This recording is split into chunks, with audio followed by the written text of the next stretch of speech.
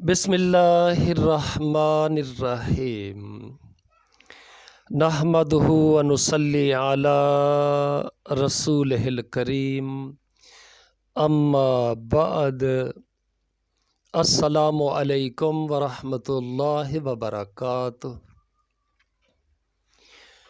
محترم ناظرین، ملاحظہ فرمائیے گا، حضرت حنظلہ رضی اللہ تعالی عنہ کو نفاق کا ڈر۔ حضرت حنظلہ رضی اللہ تعالی عنہ کہتے ہیں کہ ایک مرتبہ ہم لوگ حضور نبی کریم رؤوف الرحیم صلی اللہ علیہ وسلم کی مجلس میں تھے۔ حضور پر نور صلی اللہ علیہ وسلم نے وعظ فرمایا، جس سے قلوب نرم ہو گئے اور آنکھوں سے آنسو بہنے لگے اور اپنی حقیقت ہمیں ظاہر ہو گئی۔ حضور نبی اکرم صلی اللہ علیہ وسلم کی مجلس سے اٹھ کر میں گھر آیا، بیوی بچے پاس آ گئے اور کچھ دنیا کا ذکر تذکرہ شروع ہو گیا، اور بچوں کے ساتھ ہنسنا بولنا، بیوی کے ساتھ مذاق شروع ہو گیا، اور وہ حالت جاتی رہی جو حضور نبی کریم رؤوف الرحیم صلی اللہ علیہ وسلم کی مجلس میں تھی۔ دفعتاً خیال آیا کہ میں پہلے سے کس حال میں تھا، اب کیا ہو گیا؟ میں نے اپنے دل میں کہا کہ تو منافق ہو گیا، کہ ظاہر میں حضور نبی کریم صلی اللہ علیہ وسلم کے سامنے تو وہ حال تھا، اور اب گھر میں آ کر یہ حالت ہو گئی۔ میں اس پر افسوس اور رنج کرتا ہوا اور یہ کہتا ہوا گھر سے نکلا کہ حنظلہ تو منافق ہو گیا۔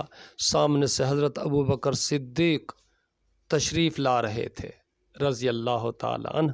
میں نے ان سے عرض کیا کہ حنظلہ تو منافق ہو گیا۔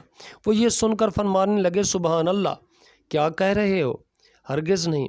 میں نے صورت بیان کی کہ ہم لوگ جب حضور نبی کریم صلی اللہ علیہ وسلم کی خدمت میں ہوتے ہیں اور حضور صلی اللہ علیہ وسلم دوزخ اور جنت کا ذکر فرماتے ہیں تو ہم لوگ ایسے ہو جاتے ہیں گویا وہ دونوں ہمارے سامنے ہیں، اور جب حضور نبی کریم صلی اللہ علیہ وسلم کے پاس سے آ جاتے ہیں تو بیوی بچے اور جائیداد وغیرہ کے دھندوں میں پھنس کر اس کو بھول جاتے ہیں۔ حضرت ابوبکر صدیق رضی اللہ تعالیٰ عنہ نے فرمایا کہ یہ بات تو ہم کو بھی پیش آتی ہے، اس لیے دونوں حضور نبی کریم صلی اللہ علیہ وسلم کی خدمت میں حاضر ہوئے، اور جا کر حنظلہ نے عرض کیا کہ یا رسول اللہ صلی اللہ علیہ وسلم، میں تو منافق ہو گیا۔ حضور نبی کریم صلی اللہ علیہ وسلم نے فرمایا، کیا بات ہوئی؟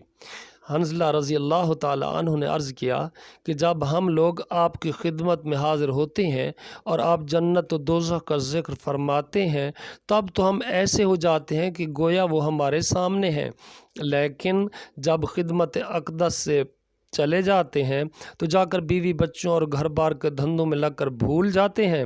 حضور صلی اللہ علیہ وسلم نے ارشاد فرمایا کہ اس ذات کی قسم جس کے قبضہ میں میری جان ہے، اگر تمہارا ہر وقت وہی حال رہے جیسا میرے سامنے ہوتا ہے تو فرشتے تم سے بستروں اور راستوں میں مصافحہ کرنے لگیں۔ لیکن حنظلہ، بات یہ ہے کہ گاہے گاہے فائدہ میں لکھتے ہیں حضرت مولانا شیخ الحدیث رحمہ اللہ تعالی کہ آدمی کے ساتھ انسانی ضرورتیں بھی لگی ہوئی ہیں جن کو پورا کرنا بھی ضروری ہوتا ہے۔ کھانا پینا، بیوی بچے اور ان کی خیر خبر لینا، یہ بھی ضروری چیزیں ہیں۔ اس لیے اس قسم کے حالات کبھی کبھی حاصل ہوتے ہیں، نہ ہر وقت یہ حاصل ہوتے ہیں اور نہ اس کی امید رکھنا چاہیے۔ یہ فرشتوں کی شان ہے کہ ان کو کوئی دوسرا دھندا ہی نہیں، نہ بیوی بچے، نہ فکر معاش، نہ دنیاوی قصے، اور انسان کے ساتھ چونکہ بشری ضروریات لگی ہوئی ہیں اس لیے وہ ہر وقت ایک سی حالت پر نہیں رہ سکتا۔ لیکن غور کی بات یہ ہے کہ صحابہ کرام رضی اللہ عنہم کو اپنے دین کی کتنی فکر تھی کہ ذرا سی بات سے حضور نبی کریم صلی اللہ علیہ وسلم کے سامنے جو حالت ہماری ہوتی ہے وہ بعد میں نہیں رہتی، اس سے اپنے منافق ہونے کا ان کو فکر ہو گیا۔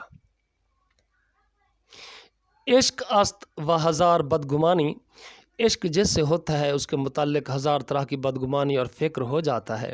بیٹے سے محبت ہو اور وہ کہیں سفر میں چلا جائے، پھر دیکھیے ہر وقت خیریت کی خبر کا فکر رہتا ہے، اور جو یہ معلوم ہو جائے کہ وہاں طاعون ہے یا فساد ہو گیا ہے، پھر خدا جانے کتنے خطوط اور تار پہنچیں گے۔ اللہ پاک ہمیں صحابہ کرام رضوان اللہ علیہم اجمعین کے نقش قدم پر چلنے کی توفیق عطا فرمائے، اپنا ڈر نصیب کرے۔ اللہ کا خوف میں سمجھتا ہوں بہت بڑی غنیمت ہے۔ اگر اللہ کا خوف ہے تو آدمی قدم بھی سنبھال کے رکھتا ہے، شاید کوئی کیڑی یا چیونٹی پیر تلے نہ آ جائے، پاؤں تلے نہ دب جائے، کیونکہ بندہ کو پتہ ہوتا ہے وہ خالق کائنات، خالق ارض و سما مجھے دیکھ رہا ہے۔ اللہ پاک ہمیں اپنا خوف عطا فرمائے۔ اب اجازت دیجیے گا، گڈ لک اینڈ اللہ حافظ۔ السلام علیکم ورحمۃ اللہ وبرکاتہ۔